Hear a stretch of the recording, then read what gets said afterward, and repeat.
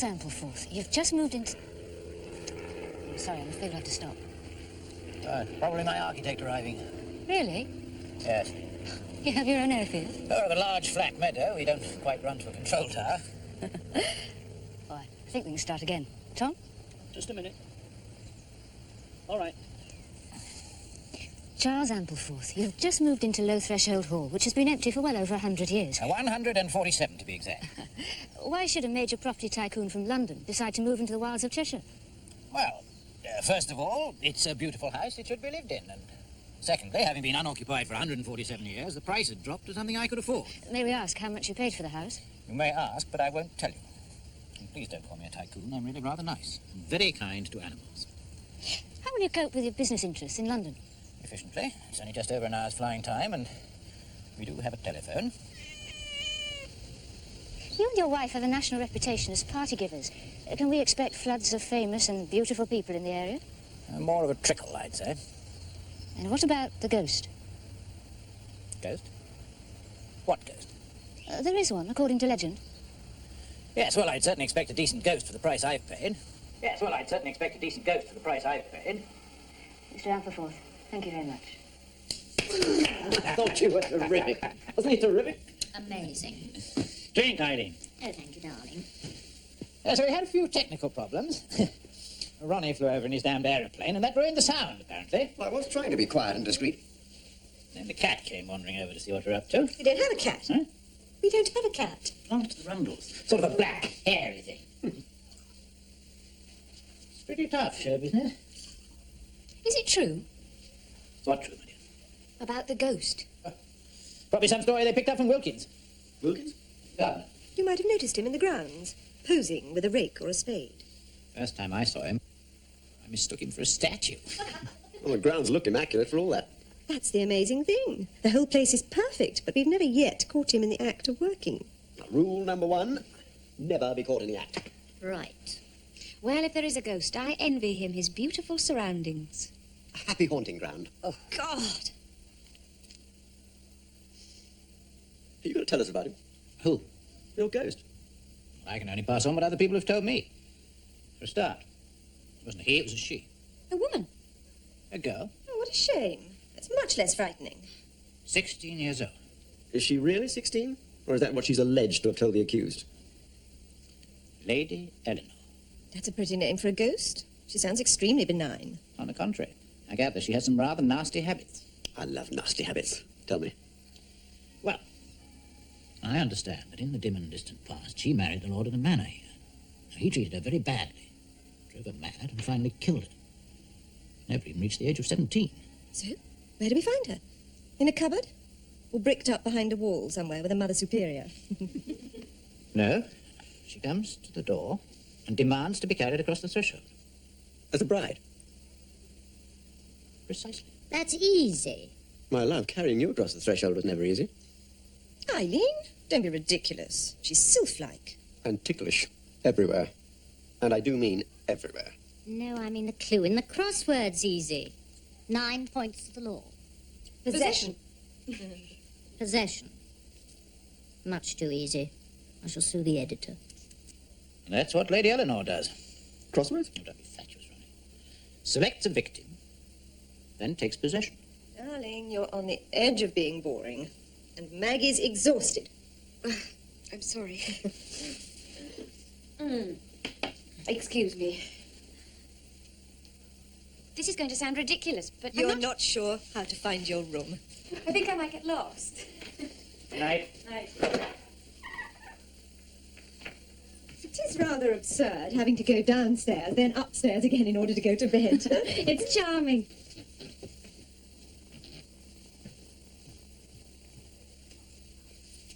Ronald says it's a Topsy house. It wasn't planned, it just growed. This way.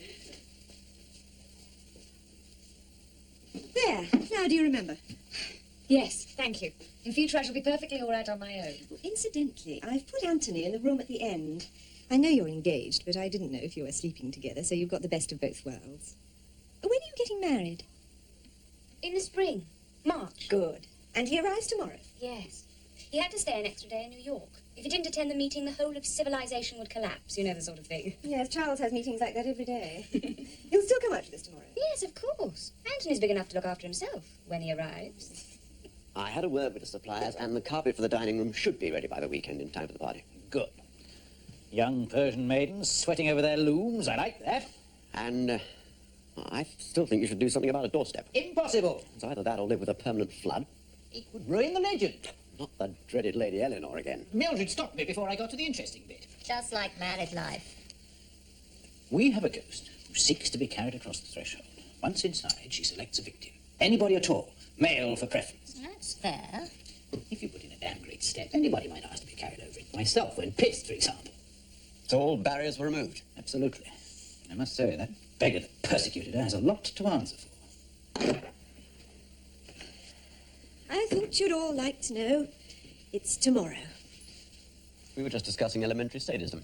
Progressive insanity, 7 letters. Husband. If she has to be carried in, how does she get out?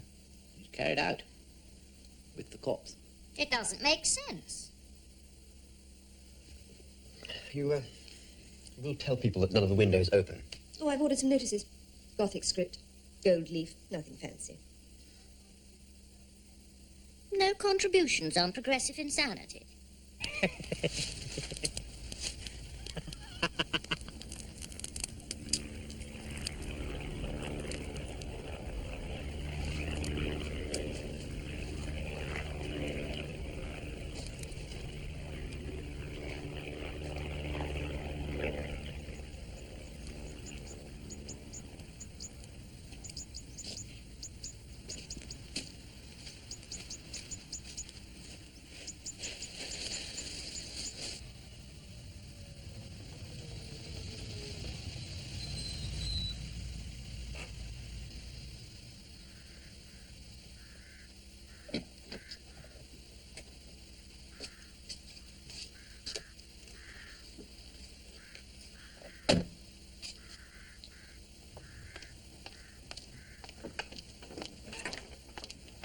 Mr. Fairfield, Yes. you're expected. Come in, but mind the water. I'll get that cleared up. Again.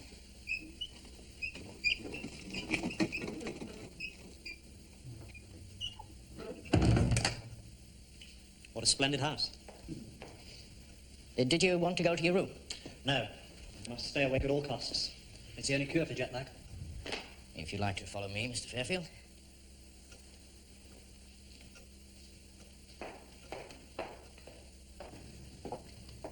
Would you like some coffee? That would be marvellous. Super room. We call this one the study. There's so many rooms, it's difficult finding names for them all. The others have flown off to Newbury for the races. I know.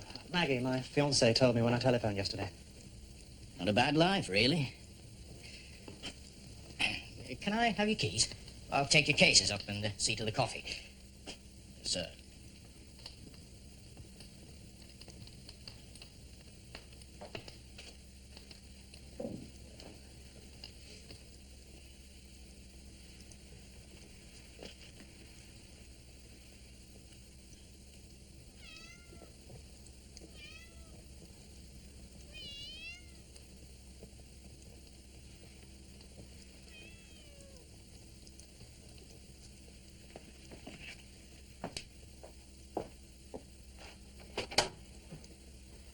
Come in. We call this one the study.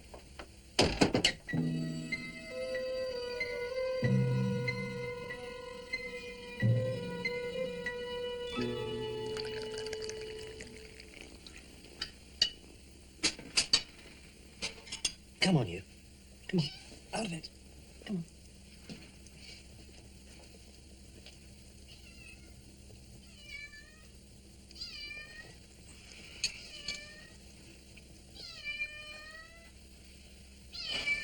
You are a bloody nuisance.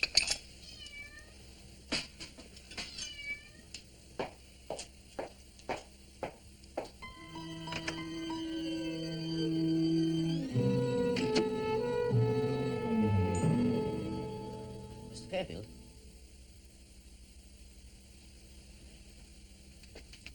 Mr. Fairfield? What? There's somebody to see you. I'm not expecting anybody. She says if you'll come to the front door, she'll explain. She? The young girl, I better talk to her. Find out what it's about. if you'll excuse me.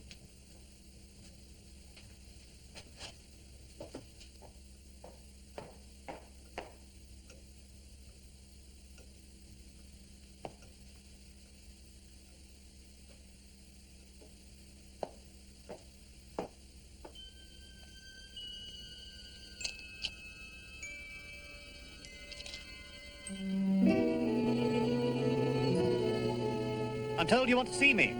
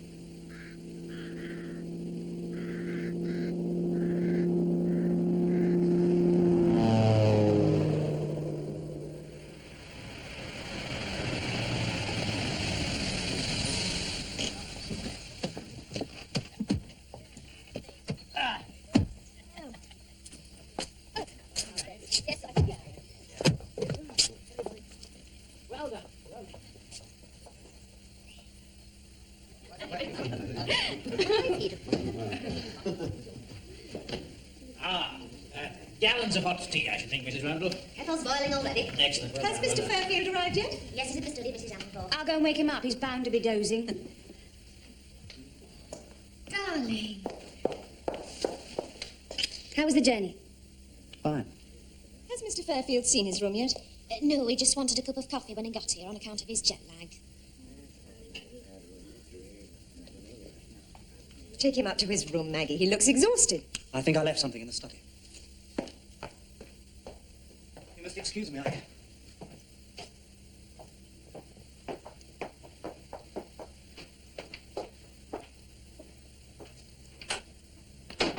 Did you find it? What? You said you left something in here. No, I think I made a mistake.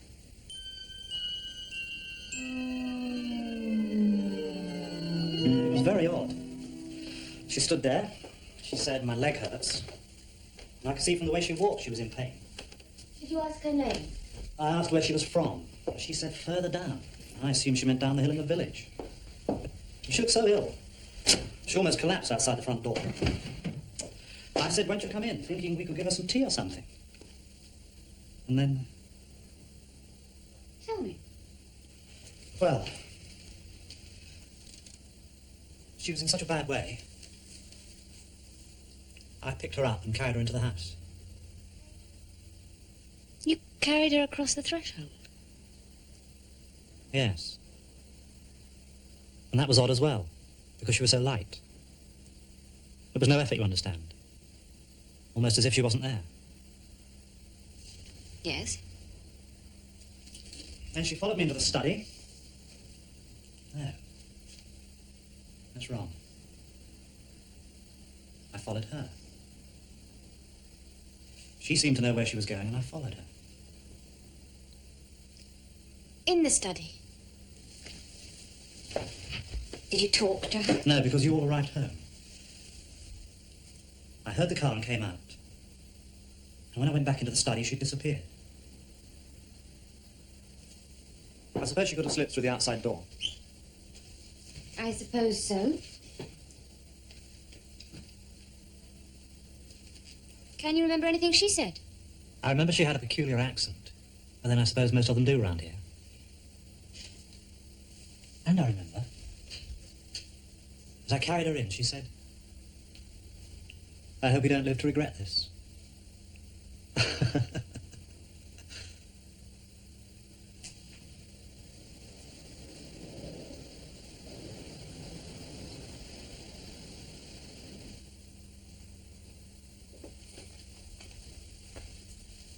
Are you asleep? Sort of. You stay there and rest. What have you done to your hand? Nothing. She touched it, that's all. It's like a burn. Best thing to say nothing, Me, I'm not saying a word to nobody. unless anybody asks. What if somebody asks? Tell them the truth. Can't do that. If I don't know what it is.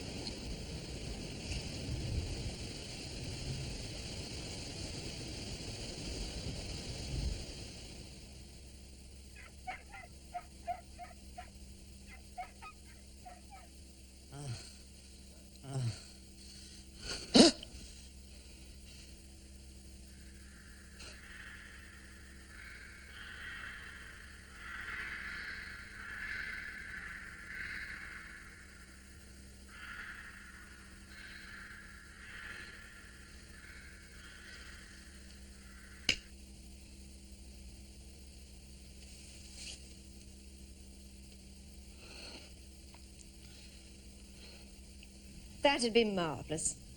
Poor boy, he had an awful night. Thank you. In an hour. Goodbye. There's coffee on the table. Oh, good. You look dreadful. I didn't sleep. You're not ill. No.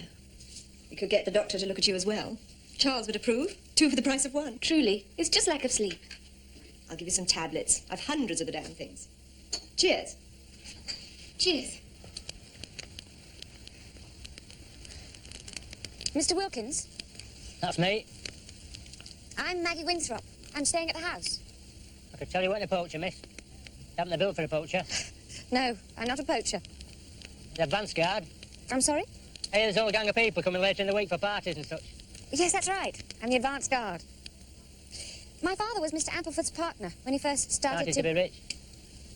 I suppose so. Sorry, miss. Speaking out of turn. I'm told you're the local expert on the ghost. Lady Elinor. Is that her name? Well, that's what I've been told. Like I've never read it in books. And I'm not being told. Most of those that do the telling are bloody liars, but What do they tell? do they want to know? It's not very pretty, miss. I want to know. Hope you don't live to regret it. What did you say? Just a figure of speech. I'm sorry, go on. Not much to tell. Lady Elinor was a young lass from village.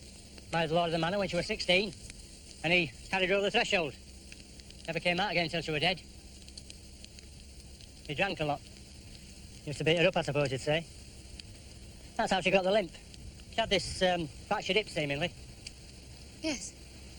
Every so often she used to come back and take her revenge. Persuade somebody to carry into the house, then take possession, so to speak. Take possession. That's right, miss. When she's in the house, is there any way of getting rid of her? She goes out inside the corpse, whoever she's chosen. And once he or she has had a proper Christian burial, she bides her time, then comes back for another. She has no mercy. But then the lord of the manor treated her very badly. These things sort of balance out. It's like a pendulum. And there's no way of stopping her? There is. It's a bit drastic. Tell me. If somebody else dies. One time, seemingly, there was some visitor she got into who was at death's door. But one of the kitchen staff, a young skivvy she was taken ill at childbirth. Lady Elinor moved into her. She'll settle for anybody, you see. Whoever's closest to death. She has an eye for that. I said it wasn't pretty, miss. No. Do you believe it, Wilkins? I'm just a gardener. I reckon it isn't helpful to believe stuff like that. But if I did believe it, it's a big if. If? If I did. She were here yesterday. Ah, Maggie, the doctor's seen Anthony. What's wrong with him? He's running a bit of a temperature. Overwork. Travelling too far and too fast. We all do it. What about the rash? On his hands and face? Not sure. Do you know of any allergies? No. Probably the change of water. Something like that. Tell you what. Best thing for him. Some charming feminine company. Was that wrong?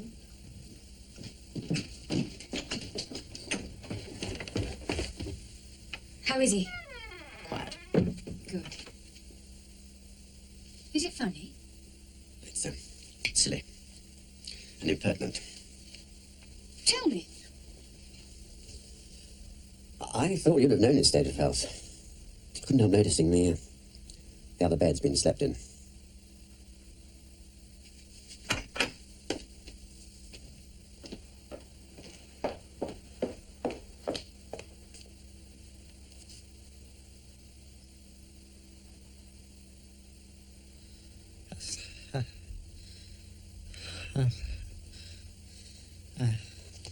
Anthony?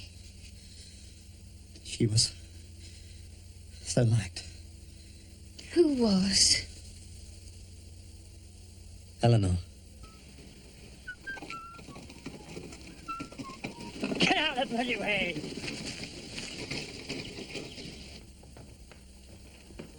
Mrs. Rundle? Good morning, sir. Are you feeling any better? I'm fine, thank you. Well, that's good. But should you be out of bed? The doctor Of course I said... have to be out of bed. I've been looking for you. For anybody, really. With my message. Message? About this evening. Well, you better tell me this message, then. I feel so much better, I shall be joining you for dinner this evening. I'll tell Mrs. Amplefort. Better than you running up and downstairs with trays. Oh, I don't mind that, Mr. Fairfield. I do. I object. Most violently. Well, I'll tell Mrs. Amplefort. Tell Mrs. Amplefort there will be 7 for dinner. 6. 7 for dinner. Mr. and Mrs. Amplefort, Mr. and Mrs. Turnbull, Miss Winthrop, and yourself. 6. I shall bring my new friend. I see. I want everybody to meet her. We'll make all the necessary arrangements, Mr. Fairfield. Now, why don't you get yourself back to bed? You could do with the rest. Yes. I'm quite weary.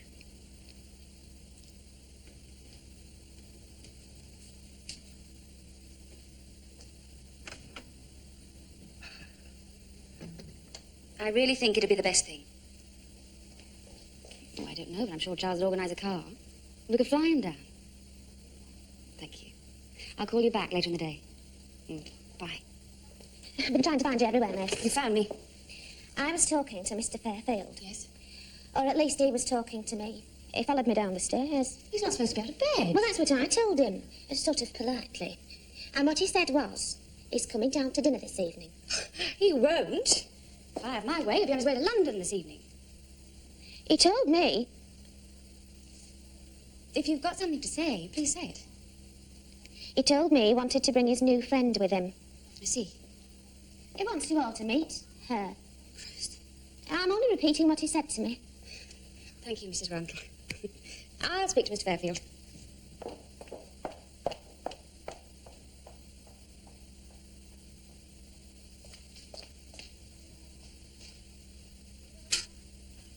Did you hear all that?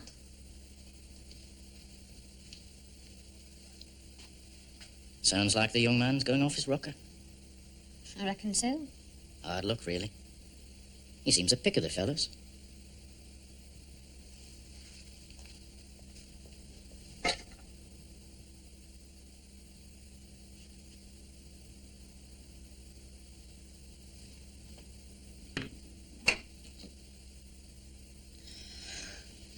It's you.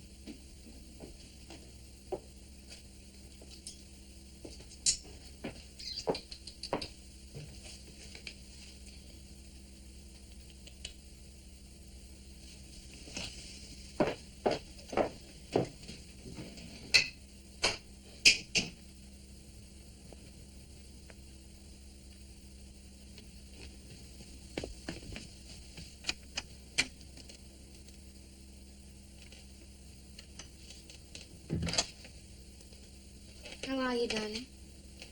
Fine. we're joining you for dinner this evening. Listen, I want you to go back to London. Silly. You need to be away from this house. I've telephoned your mother and she's expecting you. And you can see your own doctor. I have to stay here. I shall stay here the rest of my life. Don't be ridiculous. You mustn't interfere! There's nothing you can do. And if you try, you'll only regret it. You aren't well enough to decide. Leave me, I'm tired. If we decide you're going to London, you'll damn well go to London. Did you know I was an artist? What? An artist. You must listen to what I say. It's very important. No, I didn't know you were an artist. Look.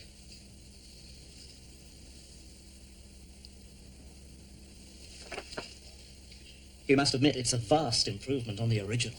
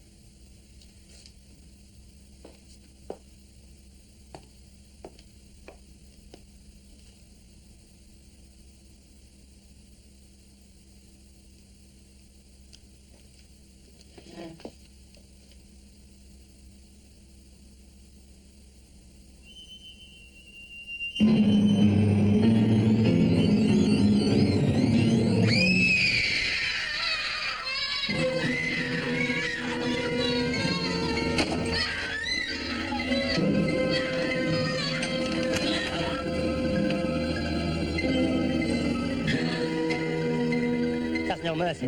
But then the Lord of the Manor treated her very badly.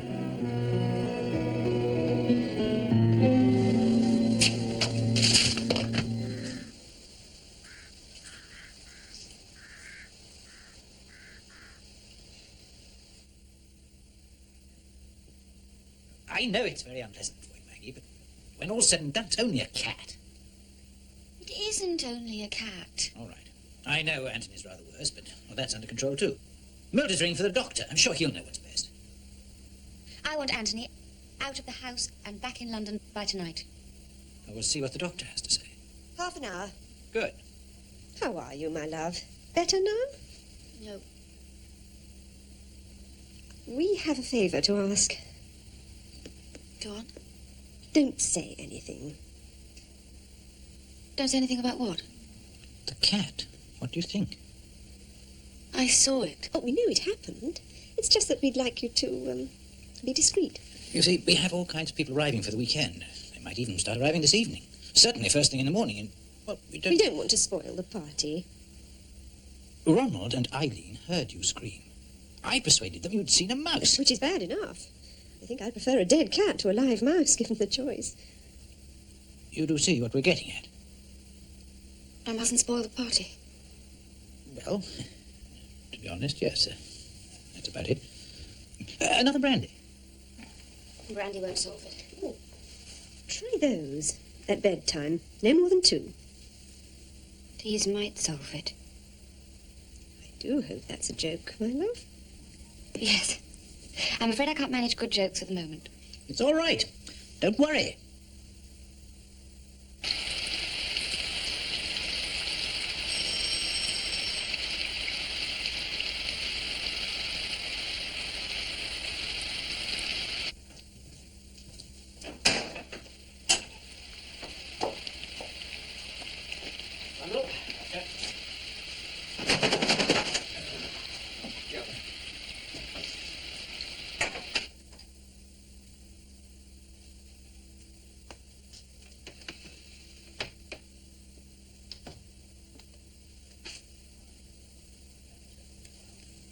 That should settle him for a while.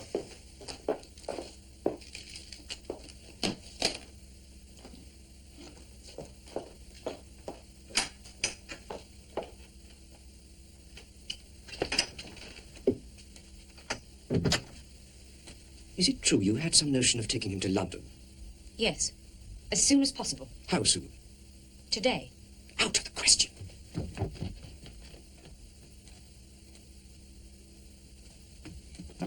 You're much too ill to be moved, Miss Winthrop. When are you coming back? I'll call last thing tonight and again first thing in the morning. That might be too late. If he makes sufficient improvement, we'll talk about moving him to London tomorrow. What's wrong with him, Doctor? What's your clinical diagnosis?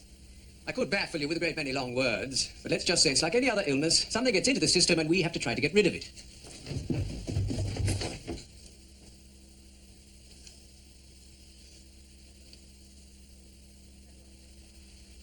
I said it wasn't pretty, miss.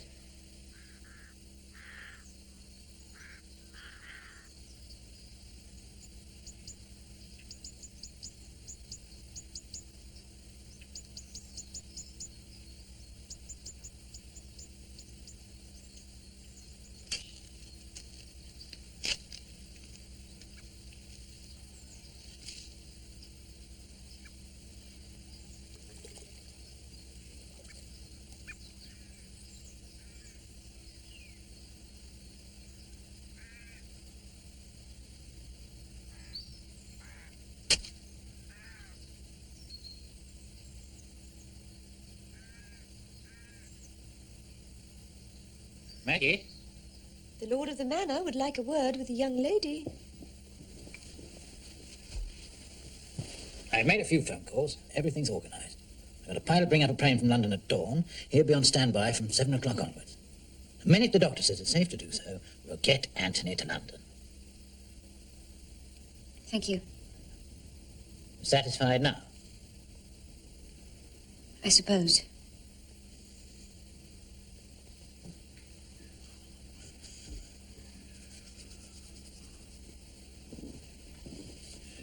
Nobody drinking? I am. Doing very little else, as a matter of fact. 13 letters. A royal capacity for getting smashed.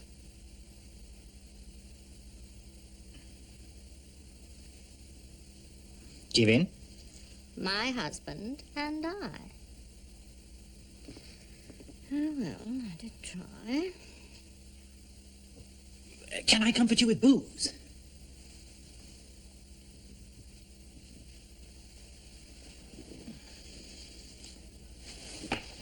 Game of cards. Happy families.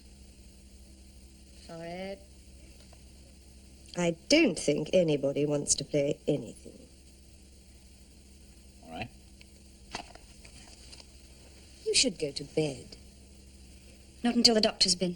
I'll come and tell you what he says. You won't miss anything vital. Is it still raining? Afraid so. On top of everything else. It always rains like that, doesn't it? Like what? On top of everything else. It's all rain can do when you think about it. Ha ha, ho ho, on with the fun. I think I'll take your advice. Good girl. I wouldn't want to spoil the party. Shall I come with you? I'll be all right. I know the way now. The way, the truth, and the light.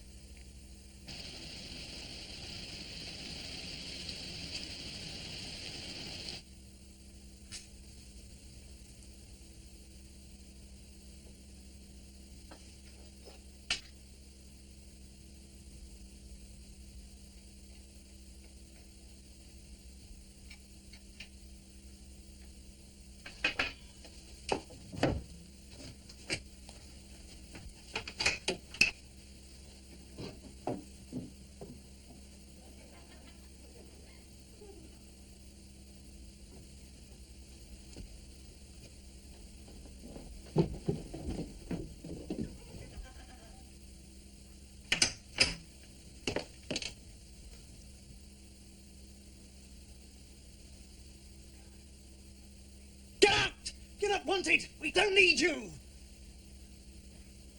Get out, damn you.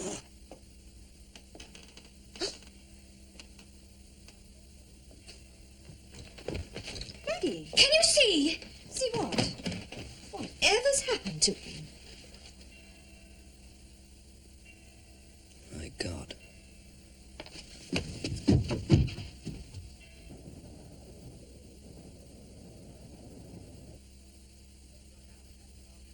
She goes out inside the corpse to whoever she's chosen.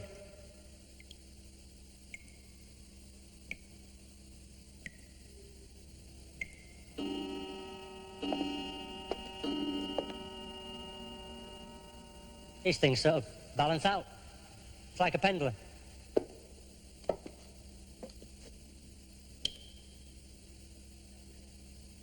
She'll settle for anybody, you see. Whoever's closest to death. She has an eye for that.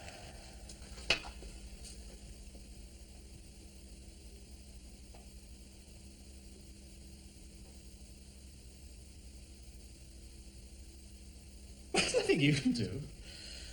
And if you try, you'll only regret it.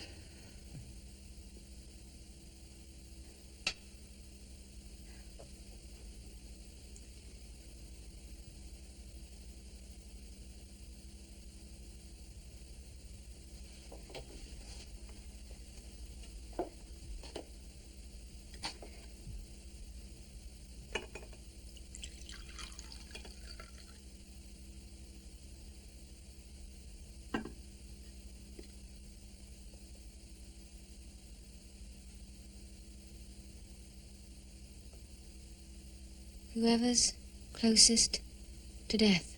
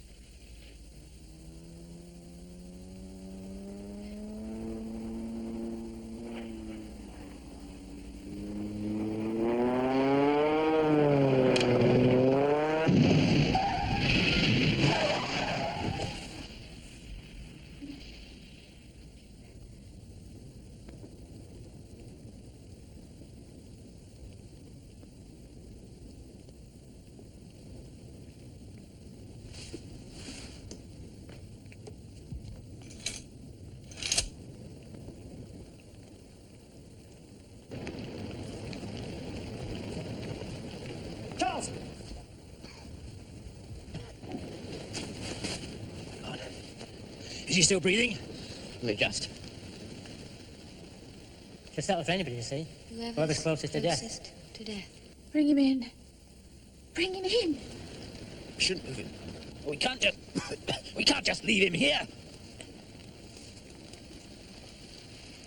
Bring him in. Bring him in. We've got to get him inside. It's dangerous. Please bring him in.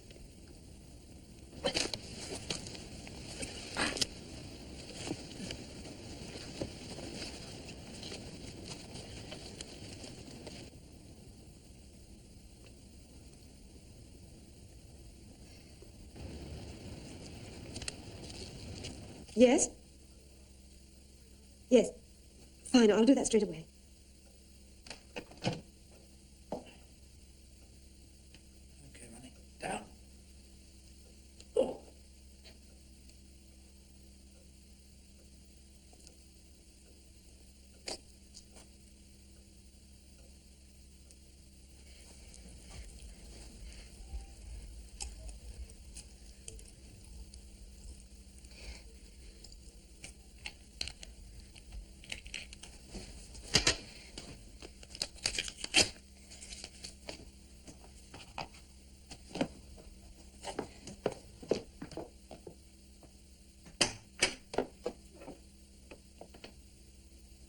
morning. Good morning. And in answer to your next question, very much better, thank you. Good. I burned it.